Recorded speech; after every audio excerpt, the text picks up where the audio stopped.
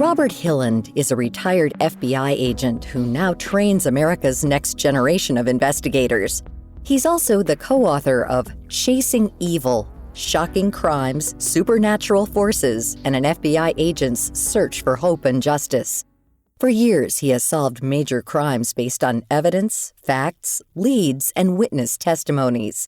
But sometimes, when cases went cold, he turned to an unlikely partner, psychic John Edwards, his eventual co-author. It's because all those investigative avenues have been exhausted and we can't find the missing person or we can't get the answer to the case. So it was those cases when John was like this special friend I had who could maybe make suggestions to me like, hey, Bob, maybe consider doing this or look for that.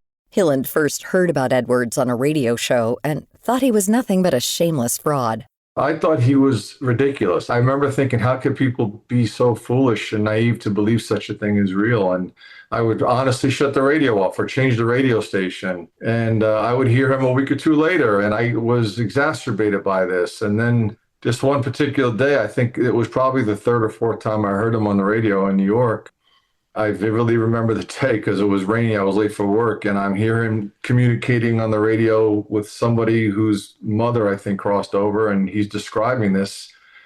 And I had this, I guess, a visceral reaction because it bothered me. It felt like he was taking advantage of grieving people. And part of me, to be honest, probably felt like I was going to expose him. And then part of me said, well, what if he's not a con, right? So I think I had both motivations. And so I called his office, and all I told them was my name is Bob Hilland from the FBI, and I heard him on the radio, and I would like to meet with him about a case. In 1998, Hilland was working on a cold case from the 1970s. He wondered if Edwards could help him find a man named John Smith, who was believed to have killed his two wives, who both had gone missing. No bodies were ever found. Nobody knew where John Smith was. He had vanished. They last knew he was in Ohio somewhere around 1997, but nobody knew where he was. So I didn't even know where the guy was, what his pattern of life was now, what his story was now. And with regard to the case, there was not a lot. So what did John Edward tell us? The first day I met him, I was told to bring with me items that belonged to whoever the victim was that I was looking for. In this case, her name was Betty Fran. But Hilland was still skeptical. He asked women in his office if he could borrow some control items, a bracelet, a compact mirror, a woman's watch, and a necklace that he mixed up with Betty Fran's items. At Edwards' office, the psychic explained his method.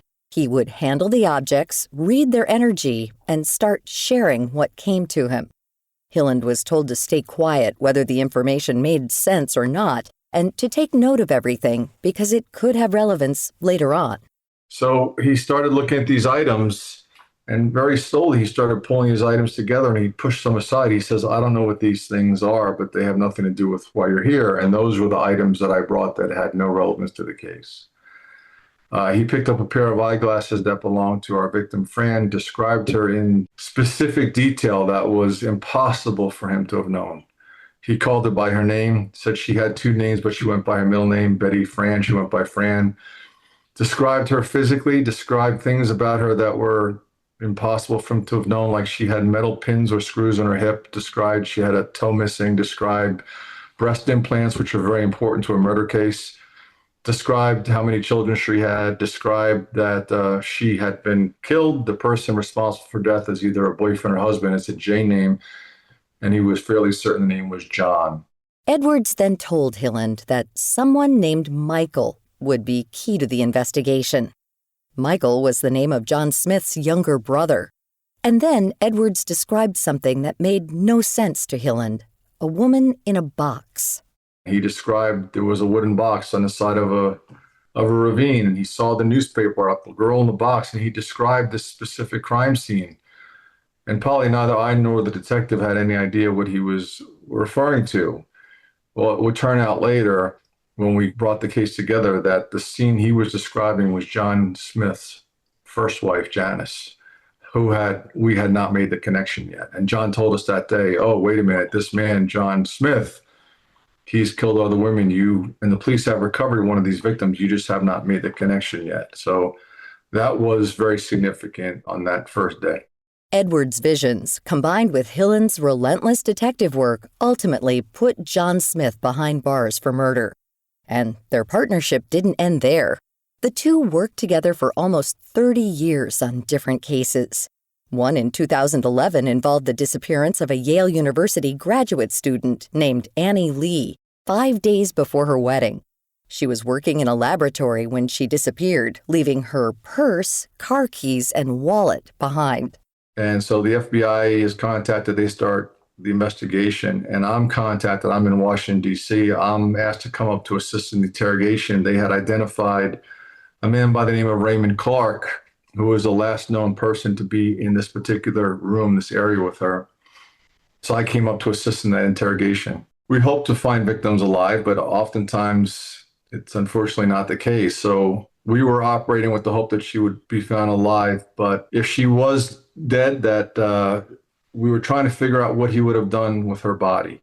Hilland was given a tour of the scene of the crime, where physical evidence of violence was, in Hilland's words, overwhelming. But there was no body. He was about to leave the building when he received a call from John Edwards. One of the first things he says, "Bob, she's right there. She's wherever you are right now." And John says to me, "Bob, where is the mini refrigerator?" Now, I don't know this property. And I turn to my colleagues and say, "Guys, did you find some kind of mini refrigerator?" And they go, surprisingly, they go, "Yes." So where is it? So now we're going through this labyrinth of hallways, and John, we're in front of this fridge. He says, "She's in the room on the left." And John starts leading us, and we're searching this room on the left. And John's saying, "She's right there. She's in the pipes." Well, this room on the left was like a boiler room with all these industrial pipes. It was meticulously clean. There was a partial footprint on the walls. And John's saying, "She's right there." I said, "John, she's not." And he says, "What's on the other side?" The room to the right. So, "Guys, what's on the other side?" Well, it was a men's room. So we go in there, and she's not in there. And John's on the phone saying, "Bob, she is right there." And he's adamant. I said, "John, I'm sorry, pal." Hilland returned to Washington, D.C. The next day, he received a call from the Connecticut State Police investigators saying they found Annie Lee's body. It was in the space behind the wall, right where Edwards said they would find her. She had been shoved into the wall through an access panel in the men's room. His colleagues asked who Edwards was and how did Hilland know him. Hilland never shared with anyone that he was working with a psychic for obvious reasons. He just said that he was a friend with good intuition. Number one, the FBI, we do not traditionally consult with psychics. And number one. Number two, I didn't want my own credibility to be tarnished, right? I didn't want people to look at me with a raised eyebrow or thought I had lost my mind, because I too was skeptical. And I thought the whole thing was nonsense when I first heard John on the radio. So I didn't want to hurt my reputation or credibility or maybe get in trouble with the FBI. So that's why. And how I did it was, for most of the cases we worked, I was able to come up with explanations or cover stories to explain away when people would ask questions. However, there were times some of my colleagues were present when John and I interacted, and they bore witness to certain things, and those people did learn of my relationship with John. According to the Office of Justice Programs, which is a division of the Department of Justice, Hilland wasn't the first agent to work with a psychic. Since the book has been released, many of his colleagues have been supportive, while others think it's all nonsense. What I hope the readers take away from the book is how much we, the FBI and investigators, care about the victims in these cases and their families. And there's a sacrifice, a personal and professional one. So I represent so many good agents like myself who worked, behind the scenes, invisibly for so long. This book probably was not written to try to convince anybody of John Edward. The motivation wasn't that. I'm not trying to make believers of this psychic phenomenon. This is a diary, a story of my career in a lot of ways. That's all this is. Robert Hilland's and John Edwards' book, Chasing Evil, Shocking Crimes, Supernatural Forces, and an FBI Agent's Search for Hope and Justice, is available now online and in select bookstores. To find out more about our guests this week, visit viewpointsradio.org. This story was written and produced by Polly Hansen.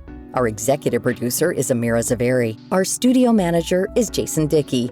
I'm Marty Peterson.